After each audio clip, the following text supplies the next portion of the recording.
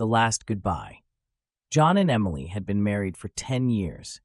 Their love as strong as the day they first met. They had built a life together, a cozy home, a golden retriever named Max, and dreams of starting a family. But life had other plans. One chilly autumn evening, John, a firefighter, received an emergency call about a massive blaze at a downtown apartment complex. He kissed Emily goodbye, promising to be back in time for dinner. She smiled, though her heart always ached with worry whenever he left for work. "Be careful," she whispered, holding his face in her hands. "I love you." At the scene, the fire raged uncontrollably. John and his team worked tirelessly to evacuate residents, battling the flames that seemed to grow fiercer with every passing minute. Inside the building, a young girl was trapped on the third floor. Without hesitation, John charged in, determined to save her. He found the girl huddled in a corner, terrified. "I've got you," he said, wrapping her in his fireproof jacket. But as they made their way to the stairs, the ceiling above them groaned and collapsed.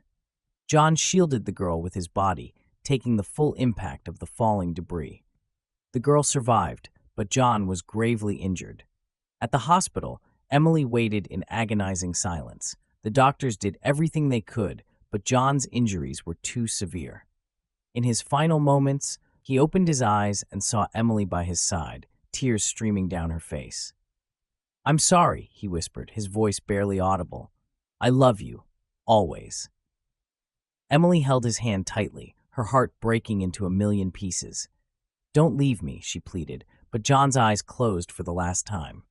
In the weeks that followed, Emily struggled to find meaning in her loss. She visited the young girl John had saved, who handed her a drawing of a hero in a firefighter's uniform.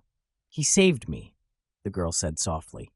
Emily smiled through her tears, realizing that even in death, John's bravery and love continued to shine.